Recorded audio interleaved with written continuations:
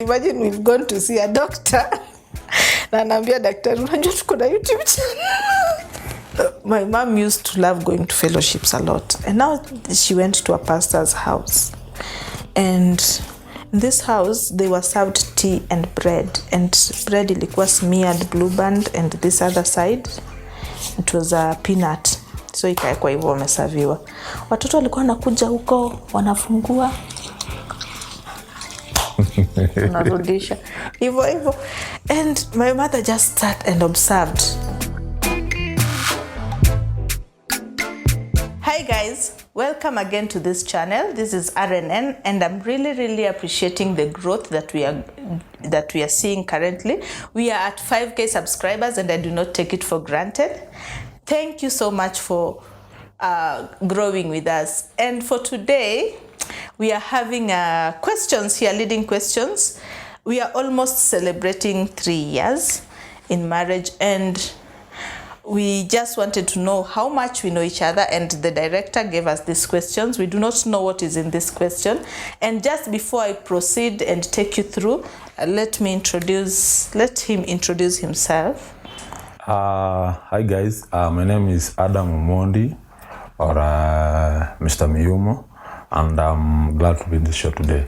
And now, we'll just speak and answer. I think each of us will be answering the same questions as we pick, or unless the director has any other direction about it. But what we are going to pick each question, and the both of us are going to answer according to how they understand it, or according to how it's guiding us.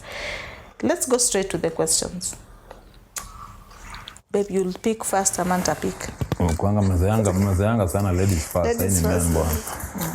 Men first. Drum rolling. Ding. How do you celebrate each other wins and support each other losses? How do you celebrate each other wins and support each other losses? So how do we support each other wins and what? And losses. You'll go first? Go first. I've asked you a question. Go first. Because how do we celebrate each other's wins? Well, let me start with celebrating the wins. I think for me, we don't really have a culture. It depends on when and how it comes, and then congratulations. And depending on the type of win, I would prepare a meal, a special meal, of course, and then serve. And that's how I congratulate him. I'm not the kind of lady that goes, oh, lula baloo, the energy type, but he is. The win, I've just answered the win. Yeah, I can also say something about the win, because when something good happens in our life, we always call our family, come together. If it's a cake, we share a cake, and then of course break the ice just to tell them this is what we've received. We've received this promotion, or we received this type of gift, or received this. So we've been calling families to celebrate with us. Losers, myself, I've always wanted Ikwetuni. I keep the losers by myself. I don't spit out, sababu nikispit out itakuwa maybe a burden for you to get hold on to. So we decided to nyamazie. So you see that way you hurt yourself. You choose to hurt yourself in the process by holding back and handling the losses. But I will say in our marriage, ever since we got married, I think I've had the most losses, if that is anything to go by. And he has always been their support. Now, I'm also trying to think, maybe there are some that he has really hidden, but mine were those that you cannot hide. And it started by losing, when we were very new in marriage, it started by losing my parent. So when I lost my mother, you see, you're new in marriage, you're supposed to be there, and he's here consoling you, and healing takes a long time, and I can't even say that I've actually healed out of it. Then after that, you get another loss, and another, And I feel like I have been more of the bearer of most losses, and now he has been the one carrying the weight for me. So we don't really know how we handle, apart from just supporting each other. And because he doesn't share. Now I know that he doesn't share. I used to think that he's okay. Another something that we really need to talk about. Siyaiogopa. How do you make time for each other while raising a family? Who's answering? Raising a family together. By one, on a weekend of which I'm trying, it has been a battle for me, because most of the weekends I'm at work, Monday to Friday. Saturday inaingia job, ukisema tutoke job half day na kutoa the whole day unapiga. Sunday of course I'm a minister of gospel, niko pale church, nikitoka church naingia activities za church na rudi home. So I've decided that we have a day off, or maybe on a Sunday after service we go somewhere and of course have a lunch, just the two of us, and of course our family, our child also. And with this we'll be able to build that bond, as in our child atagrow akijuanga my dad na mom ikifikanga a certain month. In fact, here atakuwa to remind. So it's a culture we are going to cultivate, and we've talked about it, and we are going to grow it. In our marriage, when we just got married, we didn't have actually that was the most tricky part until now the baby came. I work mostly on weekends. My job is demanding on weekends. And then his is demanding on weekdays. So getting our time together was really a struggle. I remember you complaining a lot and telling him, we need to find a balance. Then now the baby comes in and I have to drop most of the work to concentrate on the baby. Now I'm free. I'm just with the baby and free for over weekends. And now he's now engaged on weekends. You see the way it has been a roller coaster. We've found a balance, and that is what has made it beautiful. It's your turn.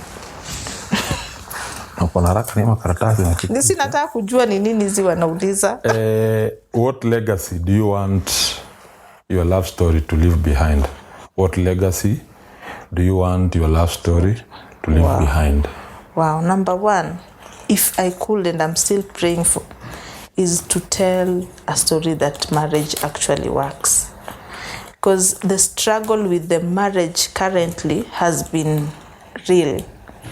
So if that is something that I can attest, to live an example couple, be an example couple where people can be like, I want to be like that. Marriage actually works. Those people are living good, are living an admirable marital life. That's all. With that, for me, it will be a plus. What I'll tell people is you're the one to make it happen. Both of you are to make it happen. How you're going to make it happen depends on both of you. But now the legacy you're leaving the legacy, behind. The legacy to leave behind is I'll let people to know that it's the effort of both of you that will make your marriage to be successful. Oh, so this is the effort. The effort. The effort should be the one that is guiding you and helping you to make it. What's one way you have helped each other grow as individuals? One, you helped me in the matter of. Let me ask before you jibu. Iswali, you are answering how I have helped you, and then I answer how you have. Okay. How you helped me to one. I wasn't that good in keeping money. As much as I was keeping money to the circle, I I realized that I need to have something also to save, just other than just saving from this account. Of course, because unajua ikiingia kwa bank hivi, kitu ya kwanza unafikiria ni you pay bills, expenses. There is also an aspect of whereby you need to pay yourself. The aspect of paying myself, si ile ya kwenda kujinajua ile mnasemanga ati pesa imeingia Nijivinjari. Wacha nikajispoil, nikapigie roho. Utakuwa unapigia roho pole each and every year. Ukiangalia pesa umetumia each and every year, mpaka hizo ni simiti. Hiyo ni simiti mahali. So that aspect of helping me to save and of course just to have something for us just in case kutakuwa na emergency something. Okay, for me, where you've really helped me is the growth of my business, or rather passion. I'll start with the photography business. I remember when I really wanted, there was a time I was craving to own a studio so bad that hakuna kelele ilikuwa inakuja. It was just studio. And then financially you pulled your muscles and you helped me set up a studio. As nature would have it, it failed, but you gave me. You tried. Yes, you gave me the opportunity, and it showed that you are willing to help. Number 2, when I started Inspire to Aspire Social, and you kept on telling me that positive vibe that, babe, you can do it. Just pull your resources. Fanya too. Fact number 1, just allowing me to be shooting in the house, that alone is a massive support, because I know people that would want to do something, but their husbands are like, nyumba yangu hata usishoot, hata camera staki ionekane. When I called you to the show, like right now you're here, you agree to come and support. So you see the kind of support you've given in terms of growth, it has been on a higher level and boosting my confidence. Every time I feel like it's not happening, then you try and charge. You inanipea ka confidence mahali. And of course I can add something on what you said. I remember kuna some point ilifika subscribers waongezeki. Do you know what I could do, guys? Mimi ningeenda mahali kwa event niseme hold on. By the way, I'm married. We have a YouTube channel. Before it was changed to RNN, it was All Things Rosa. So make sure you subscribe, like and share. So kuna wakati nikiwa kwa SGR nilikuwa naambiwa basa naambia buda unakaa uko fiti kwani bibi naambia tuko hata mpaka na YouTube channel tupande tu subscribe. So guys, you subscribe. So I could call her naambia hebu confirm zimeongezeka zimefika ngapi. Sasa zimefika mtu 10. Wana watu wa SGR wote. Sijui kama marketing inafaa kufanywa kila mahali ama saa zingine unafaa kuhold. Imagine we've gone to see a doctor. Na naambia daktari, unajua tuko na YouTube channel. That one was on another level, but I appreciate the support and I don't take it for granted. I see it. Sometimes hata kama siongei, I see it. Was it my turn? Yes. What advice would you give to couples just starting out? Starting out in what sense? Starting out their marriage. Because they're just getting into marriage. Let's assume, because we're starting out, but I'm assuming because we're in marriage, we talk to, Ama, you can break down. If you have advice for all. I can have advice for all. If you're starting, work with your budget. Work with your budget. Because most men, and in fact, women don't wanapiganga wanaume pressure. Takupiga wanaume pressure. Amekwambia akona 250,000. Work with that 250,000. You can have a very colorful wedding. 250,000. Hii ingine ya niliona so akifanya harusi ya 5 million. Utaenda kukula maya after 5 million. Unaona? So use as in hiyo marriage, hiyo process yenu. Kama mko na 250k, work with 250k. And this 250k is transform kuwe mtu kubwa. Mtu akiangalia harusi yenu anaona harusi yenu ni ya mita. Unaona? And of course, to marriage now, support one another. Walk through this through this journey, support one another. Mshikane mkono. Mshikane mkono, and once mmeshikana mkono mkiwa two, because remember that time you were one. Mshikana mkiwa two, hata mnaweza kufanya vitu bigger. So it's always an pia mkae mseme sisi tutatembea hivi as a couple. Yeah. For me, I'll start with a singlehood who is planning to transition, because when I started this channel, the channel was born, it was all about singlehood and supporting the singles, and that one has not gone down. I still love, and I still trying to figure out how I can maneuver and do something with singlehood. But if you're in your singlehood space waiting just before you get in, abstinence. If there's one thing that I can preach is abstinence. It is hard. Si kazi rahisi. But kufunga hiyo kitu itakupea mtu unahitaji. So abstinence first. Hata when you're planning your marriage and you've already identified and you've said, yes, now let's move to the next step. If you can wait until after you have been joined, that one is everything. I trust you, you will love it. Number 2, now you have now transitioned, you have now been engaged, you're now planning your wedding. What would I advise? I will advise that first, I'm a lover of weddings. I can talk about weddings. And I always tell people, if you feel you want to go blow out. If you feel you want to do it small, do it small. If you want just the two of you, do what you feel is right, but not at the expense of anyone. If you want to blow out, do not hurt people around you just because you have to do it. But however big you can, blow up, do it, do you, and enjoy your day.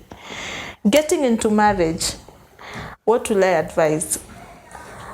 Ask, just before you got into marriage, you ask and ask and ask and ask. Do not be afraid of asking questions, because asking questions can help you. I know people can program you even through questions, but in a way or another, you will get to know who you're dealing with if you ask the right questions and you ask as many questions. When you get into marriage, one thing people used to be told is persevere, vumilia. Like wacha nitumie Kiswahili word ya Kenya, ati ndoa ni kuvumiliana. Ndoa sio kuvumiliana. You're not going to leave your house and leave your husband's house, your mother's house, and join another man who has left their parents' house kukuja kuvumilia.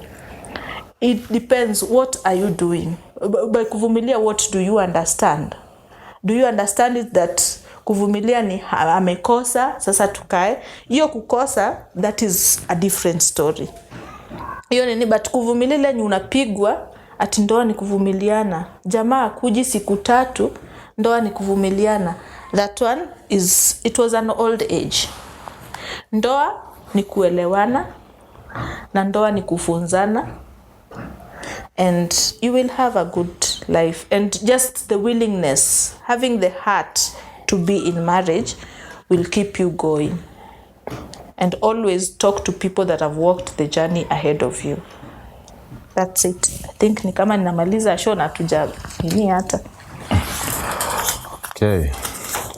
Next question is how has parenting impacted your relationship? How has parenting impacted your relationship? I have 2, positive and negative. Sijui nianze na gani? In terms of, let me start with the good one.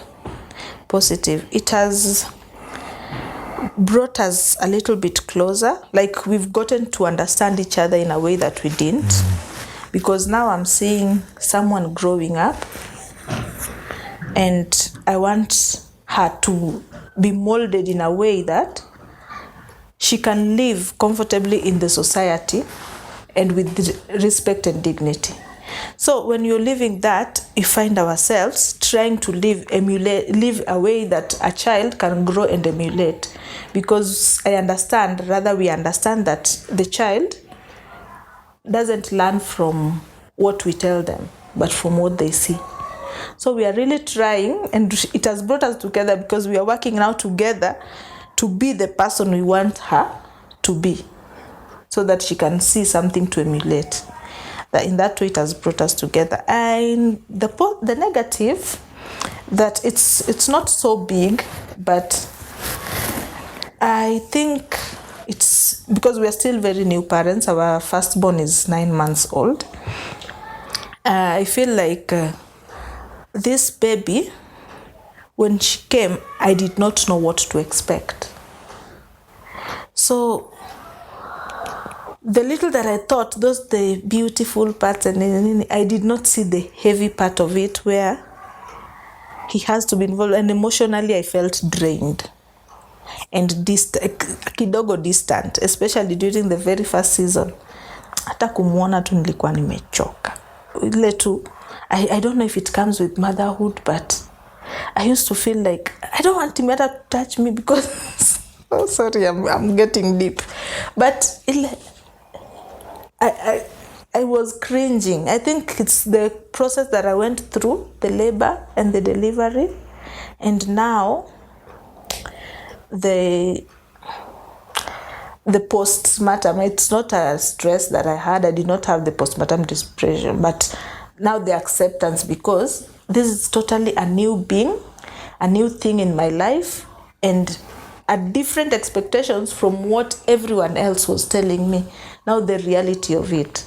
Nilikuwa naona tu huyu hata akinikaribia tu hivi napata mtoto. Like if my husband akikuja, mtoto mwingine atakuja. Hata akinisalimia naona tu ni kama mtoto atakuja. And I already na deal na huyu. So I was very distant. But now we have learned to break it and handle each other. So that is the kind of negative that also brought a positive, because now we are raising a family and we want her to emulate our character. Ni kama umesema kila kitu. Now just to add on what you said, parenting it's not easy. As you say, it's not easy. It takes a heart. It takes a heart, 1. 2, it takes loving and caring, because this is somebody that it has been introduced to the world. It doesn't know anything. It's learning from us. Whatever we do, whatever we say, the words we utter, he or she will pick. Once they are picked, this will be impactful to their life. It will depend on what words we are uttering, even in the house, because children tend to sing alafu atafanya, because akiona umetoka nje na this place was scattered na ukaokota, next time ataona daddy alikama ninya, pia atatend kufanya something similar to what you do. If you tend to do something negative, hata ifanya immediate yatakaka ya kuja afanya. So utakuwa like utakumbuka kitu nilifanyanga. That's why hiyo she anarudia the same thing. And so they tend to seeing much than listening. And we're just asking for God's grace to be able to give us that grace to be able to raise our child. To raise a normal, active human being, healthy and powerful. We want her to be very powerful in the society. What do you hope your children learn by watching your marriage? I think we've kind of dealt with this. Yeah. Feel like we didn't know. Kumbe tulikuwa kwa spirit. So ni okote ingine mwana.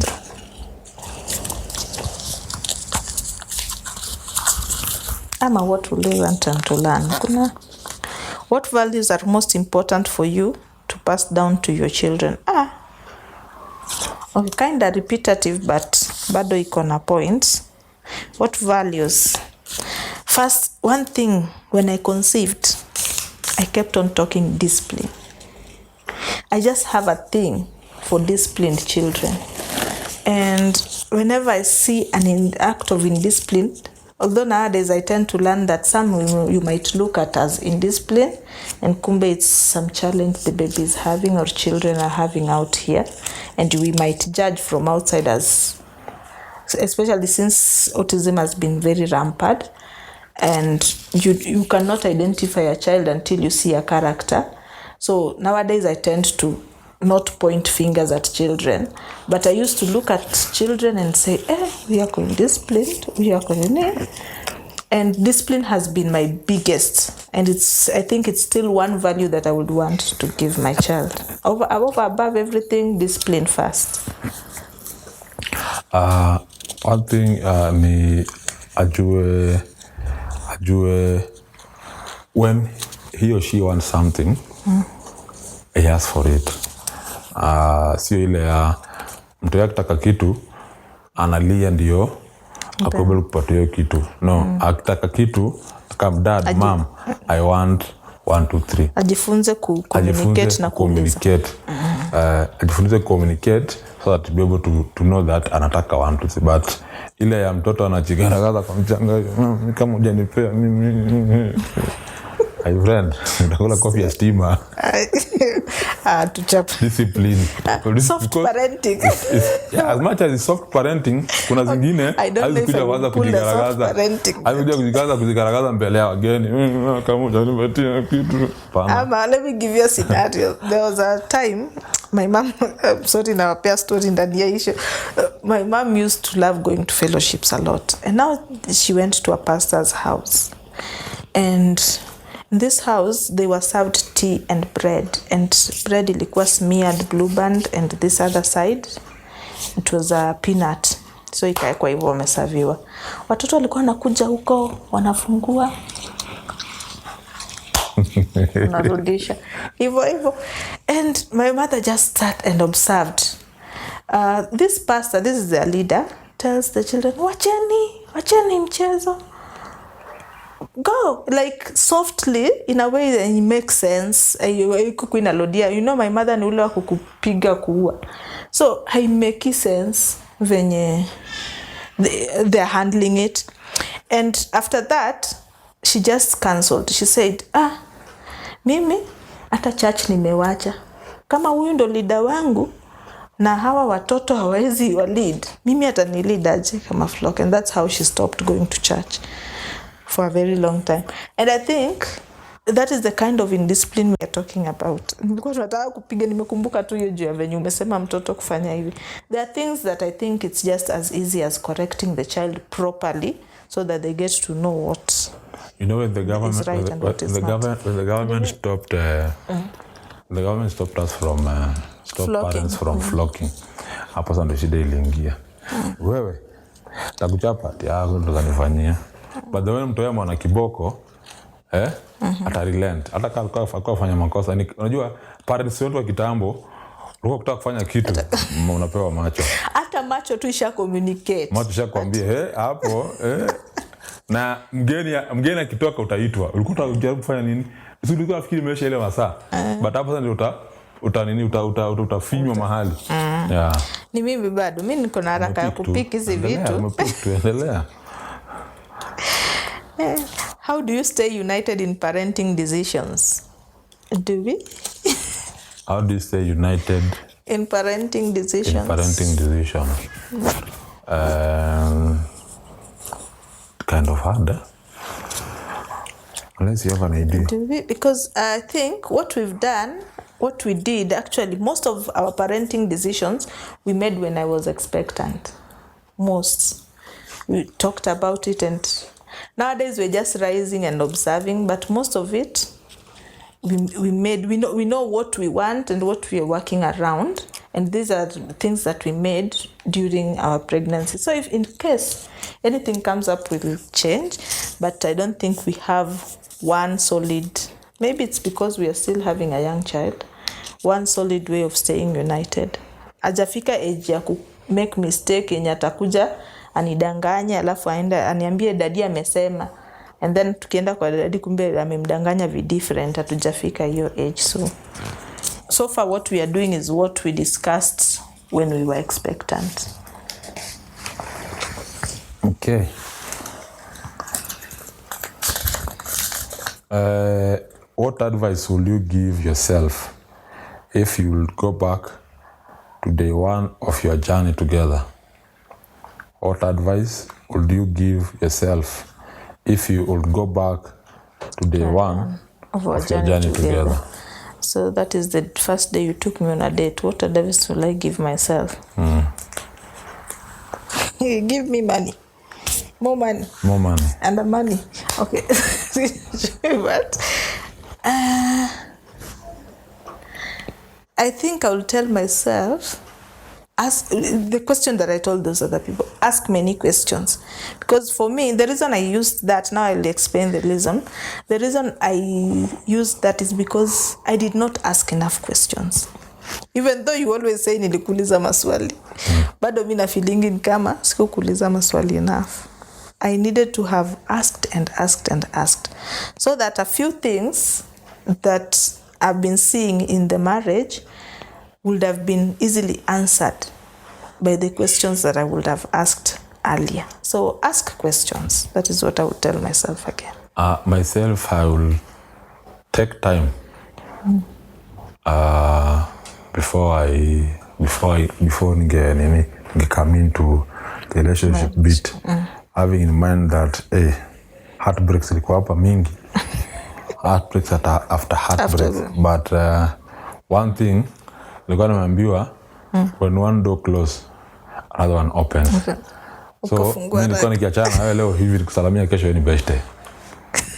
Kwa hiyo tukiachana na wewe hivi, yani kuna acha break ya singlehood. So hii ya mwisho ndio ilikuwa intense. Ilikuwa intense, nikaa kuenda for a whole 6 months. Sasa iko sio story ya madem, but we could meet in church, talk, tutapiga story. But when I mwambie story ya marriage toa hapa nani?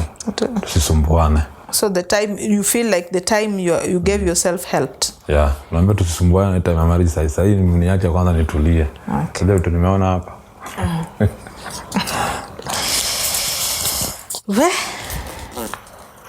What's one myth about marriage you like to debunk? Aki nilishai debunk hapo mbele. Ile yenye one myth I would want to do away with. Hiyo ya ndoa ni kuvumiliana. Hiyo kitu nilikataa. I still refuse it. Ndoa si kuvumiliana. Ndoa si kuvumiliana. Do you know what kuvumiliana is? Tunakaa hapa tuvumiliane. Ukinitwanga ukinienda siwezi na kusema kwa watu nini huko. Mimi nikikutwanga usiseme. Tunavumiliana tu hapa tu. Lakini sisi tukutwange ukimbie. Soft life. Kwa watu nini kwenda kuambia ati nilikupiga. Okay, ndoa si kuvumiliana. Me that is one myth I would. So whoever came up with ndoa ni kuvumiliana walikuwa, those are the by our mothers lived it. My mother lived the kuvumiliana part. My grandmother lived the kuvumiliana part. And you know kuvumiliana ilikuwa nini? Unapigiwa simu unaambiwa bwanako ndo ule nimemwona kwa mtaro. Unaenda unamuokota. As a wife is good kuna kupika bwanako kwa mtaro. Mzee mzima. Ndio asipatikane pale. At least mtu mmoja amemuona, amemspot, amekwambia nimekutana na kwa mtaro juu amegongwa amepigwa ngeta. Kwa mtaro. Unajua of course ile kuleka kwa mtaro umelewa chakari. Umeenda umempika, umemleta kwa nyumba. Ndio wale watu wengine wanapita, ufunikie. Unafunika. At what point will you see, ndoa ni kuvumiliana used to suppress women. It's a statement that na nyinyi amnanga male showers yenye mnaambiwa hata kama ziko hamwambiwange ni kuvumiliana. Sisi wanawake ndo tunafunzwa kuvumilia. Kwa nini? Kwa nini unafunzwa kuvumilia? We are not actually competing in this level, but what I mean is there are some things that makes logic. You need to live a happy marriage. And for you to live a happy marriage, what do you need to do? Sio kuvumilia. Because there are things that you can talk out and change. Jamaa akilala kwa mtaro leo, alale kwa mtaro kesho, alale kwa mtaro kesho kutu. Bado tu uko sawa. Nikienda niambiwe, you go pray about it. A cheat leo, a cheat kesho, a cheat next week. Go pray about it. Na ni the woman ndiye anaombanga tu.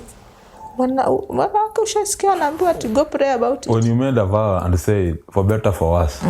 As hapo ndio for us iko. Thank you for that point. For better for worse. Now, For this was. vow needs to be Hapo kwa defined. was. Hapo kwa was. What is was? Hapo kwa was. Was. Alale kwa mtaro. Was is something above your control. Was is him falling sick, getting an illness that is you cannot handle. That is was. Was ni kama ile ya Rachel Otuoma.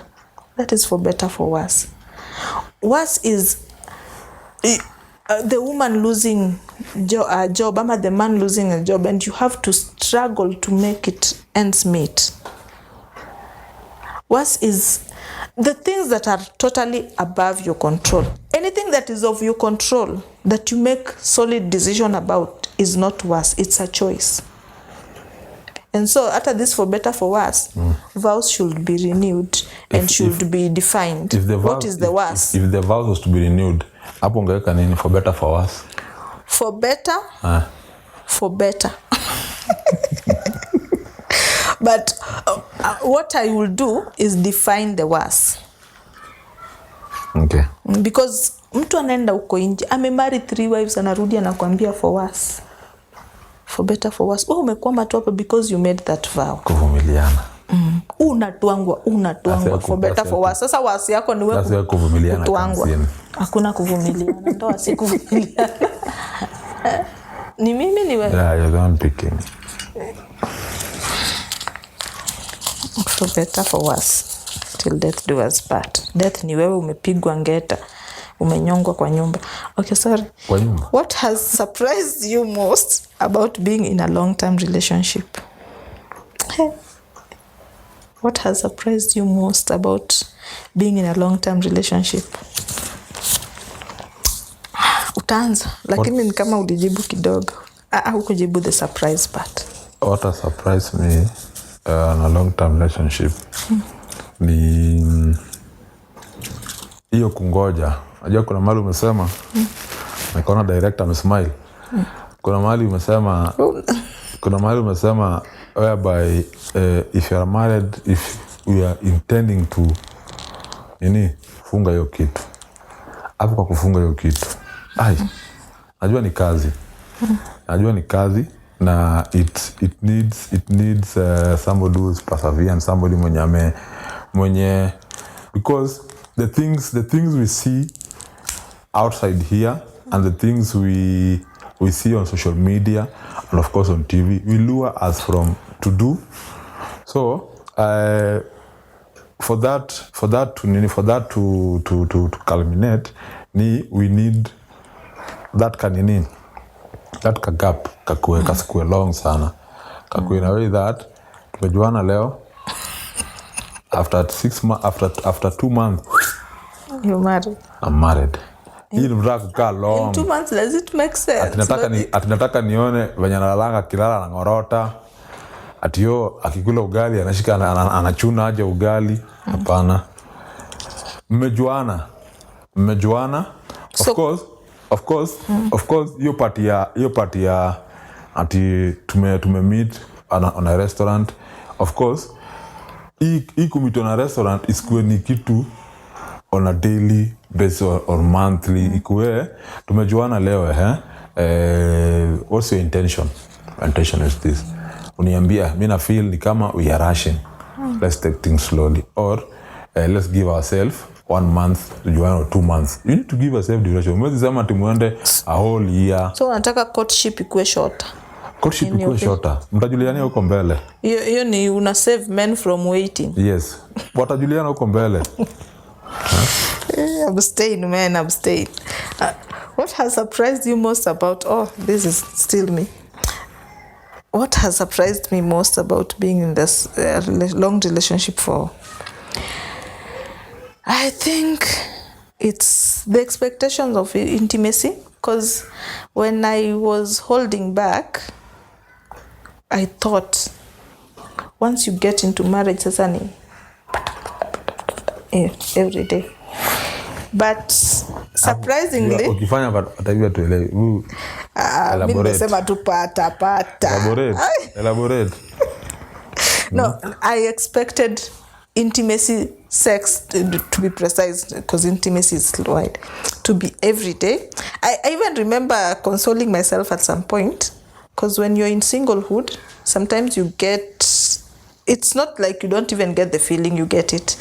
So sometimes you get a bit, you want to be intimate with someone, but you're holding back. And then I'm consoling myself that I will get married. Ishida sitaikuwa nayo tena.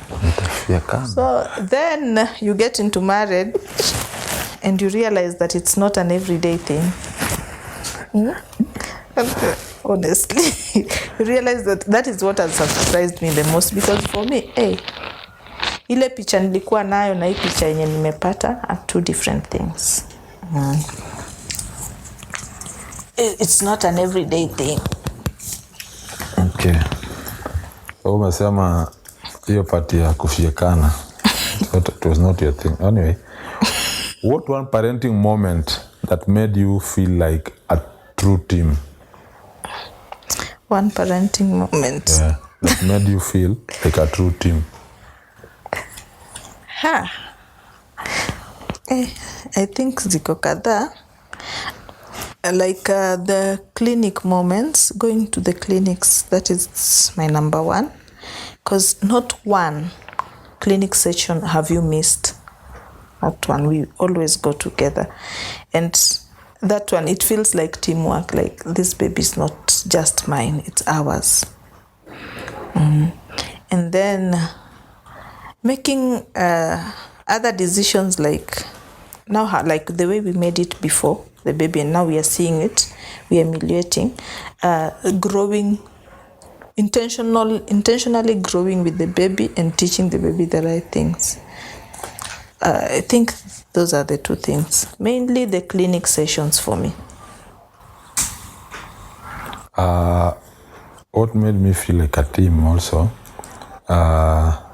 just to add a bit on parenting and on the clinic bit. I noticed when I was going for the clinics that most men are not coming with their women for the clinic. And I asked myself, why are not men bringing their wife to the clinic? So nikaanza kuanalyze, nika collect data. Most men tend to be very busy when it comes to times ya kwenda clinic. But when it comes to time ya sasa, let me meet my men, we go for a football match, atapia. But when it comes to the clinic thing, men tend to disappear. I don't know why men tend to disappear, but I think you leave a comment section below so that we know why men disappear when it comes to hii process ya clinic. Hii process ya either day one mpaka day ya mwisho. Mtoyo anakam. You don't see them.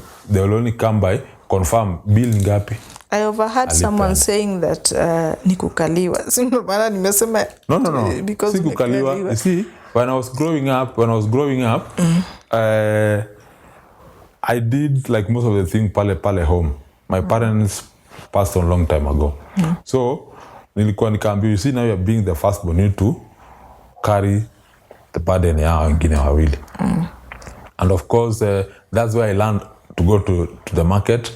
And going to the market pia, na feel, but at some point, women could tell me, unajua kuchagua nyama kama ulikuwa umeambiwa uchague nyanya fulani.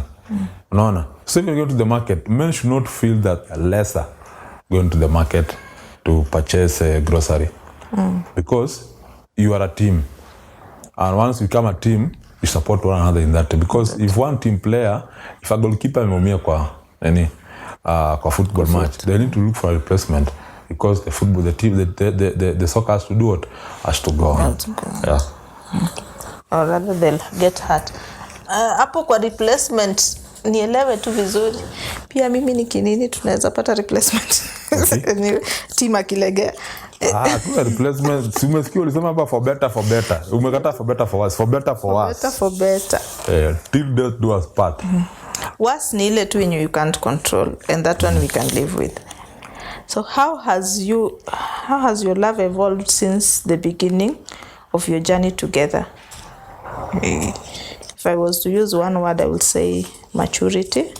But because I have to live it, the picture of love that I had before marriage and the picture of love that I have in marriage are two different things. So our love has evolved in this way. Every time I expected, you see, being in singlehood, every time I expected you to show up, always entice me, always give me gifts, always, you see, to showcase love.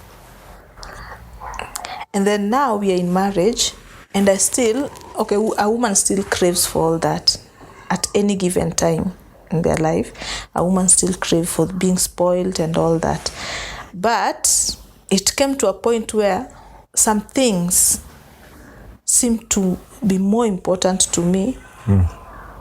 Like having you around, to me, is a sign of love. Just seeing you around, seeing you active in the growth of the child.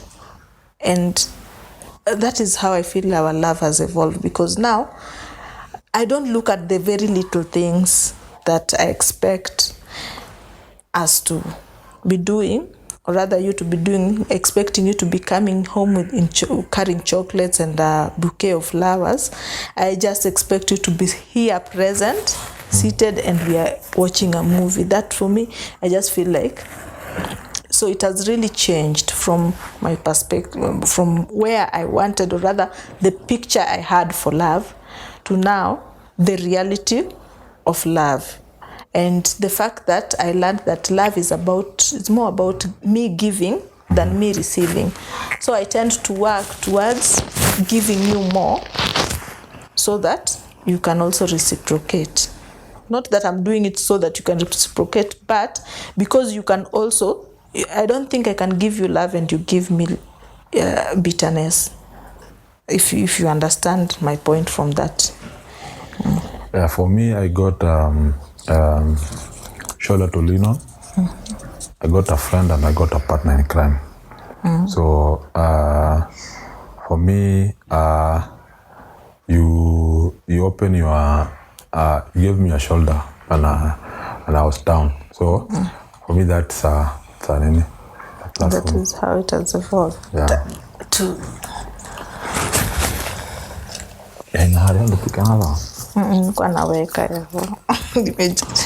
What do you believe is the key ingredient to lasting relationship? Yeah. What do you believe is key ingredient to lasting relationship?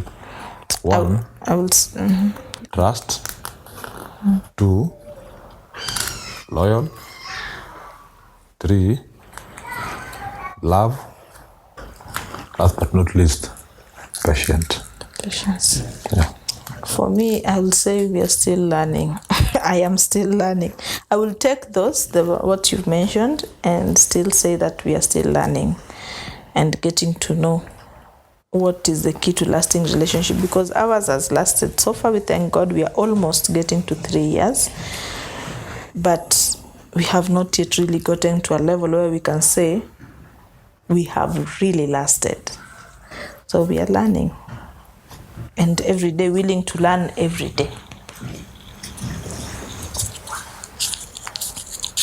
Okay, looking back over the past 3 years, what's one moment that reminded you why you fell in love? Looking back over the past 3 years, what's one moment that reminded you why you fell in love? Direct question in a car. Looking back, ni vunje. Oh, you can break it. Ukirudi back to the years. Okay, we are almost 3, we are not 3. But look back, what is that thing that reminds you of why you fell in love? Let me give you an example. You remember when we were hosted at Akinayo Tapa, and they were talking about that one thing, a spark. There's a spark that Ayot has for the wife that he has never mentioned. But it's that thing that keeps on reminding. At a time when they're going down, it is that thing, hiyo yenye aliona kwa bibi yake, that he reminds himself so that he gets back to it. Yeah. So what is that one thing that's resilient?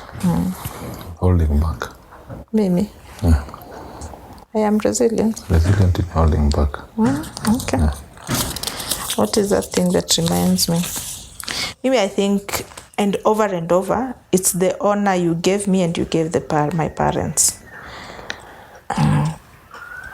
But no, that is the honor. But what made me fall in love? For me, it was not love at first sight, so it took a while. And I will saying I've been falling in love with you pole, but just by how you treat me. I started by, like, for this particular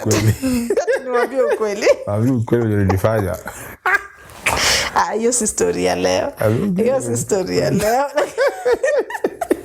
Lakini for me, I grew in love. I did not just fall in love mara moja, and I'm still growing in love. But the one thing that sparked, that made me respect to date, is the honor you gave my parents. That one overrules everything. Hiyo nini Mr. Director tutaongelelea. Hiyo ingine ni story pia siku ingine, ama uko na time yote. Our next show will have that. Yes. Here we have what was your biggest fear about becoming parents, and how has that changed? I think we've answered it. We've answered it. Mr. Director, this one we've answered. We've answered? Yeah. I have picked another one.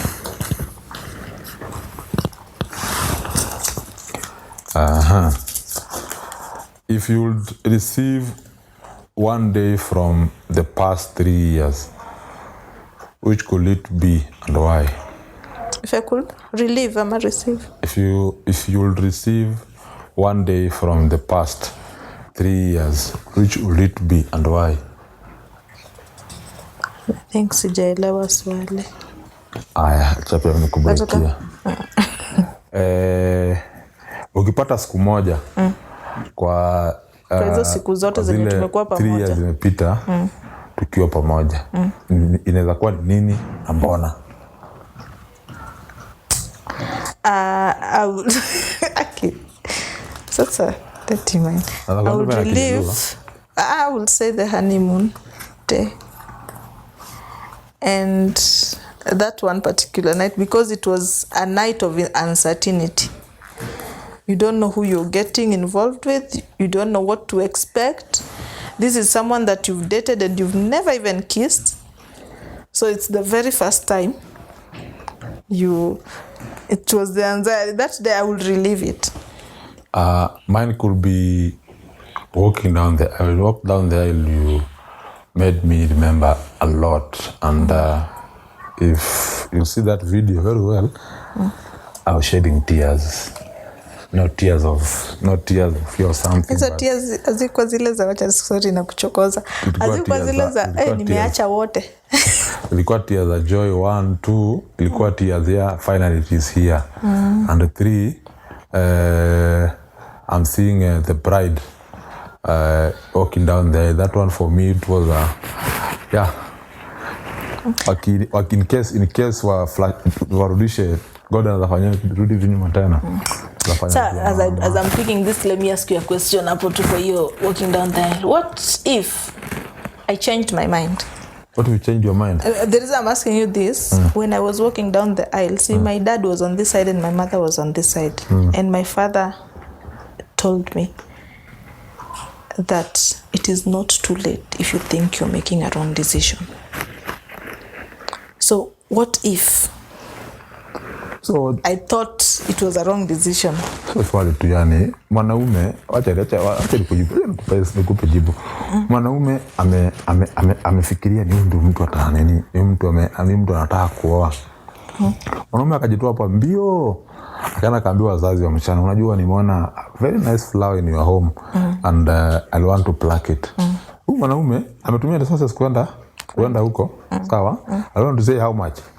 Mwanaume akarudi, akajiambia I need to tell them now I want your daughter now, not for good. Atakuwa anarudi. Mwanaume ameenda akajikusanya 1 2 3 akalipa dowry, akarudi. sawa.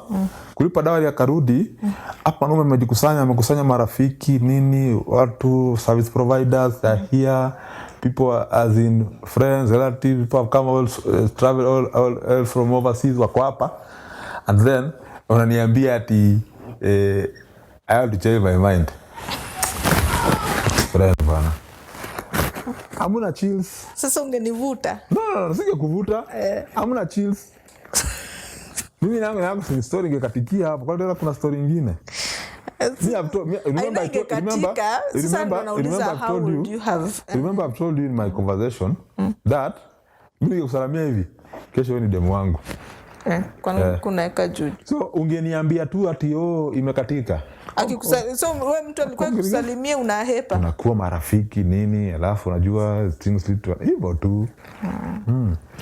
But hiyo party ya kusema tunataka it's because they want to be sure you're making the decision that you really want. But do you think you made the right decision? Yeah, of course I did. Yeah. I've always trusted my decisions, and even my parents trusted, because if they didn't, they would have cancelled me. You know, that time ulikuja introduction. If they felt it was wrong, ngeniambia unaona hapa. Huyu achana naye. Dakaneno. Huyu ni mkora, achana naye. How has parenthood strengthened or tested your bond as a couple? Did it? Oh, it's not similar. I think strengthened we've talked about. Tested our bond.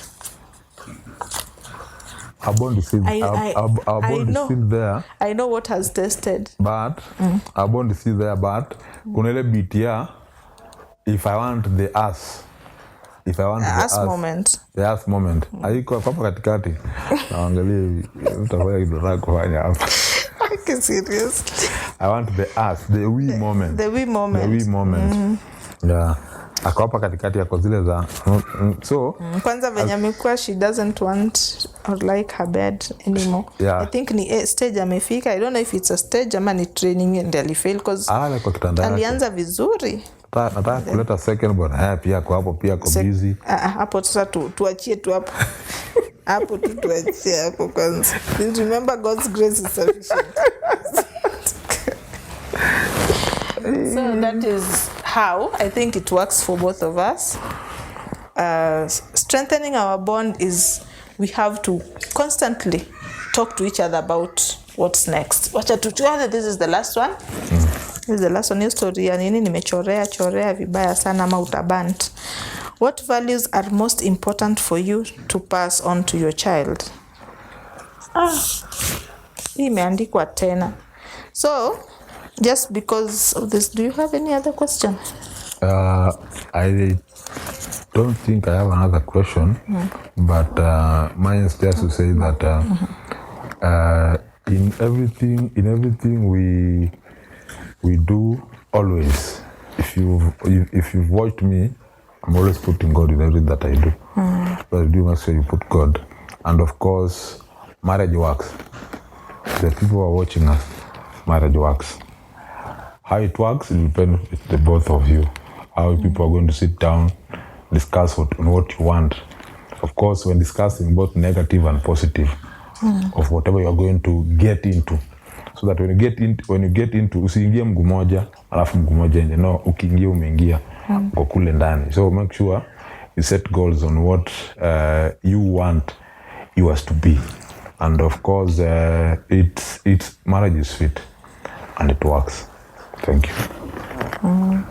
And to my parting shot, mine would be, okay, we actually aspire to be one of the best couples that, if God allows, that have lived the earth. And I would love us to celebrate many years of happy marriage, no persevering of happy marriage. And you too can have it. I wouldn't say we have a book, we have a chemistry. They say that a certificate is given. This is the only institution where you're given a certificate before you get into it. And we were given our certificate sizing, though we are passing the tests. And I'm telling you, it hasn't been easy and smooth. And what we chose, one thing that we chose to do that I would advise is don't share much.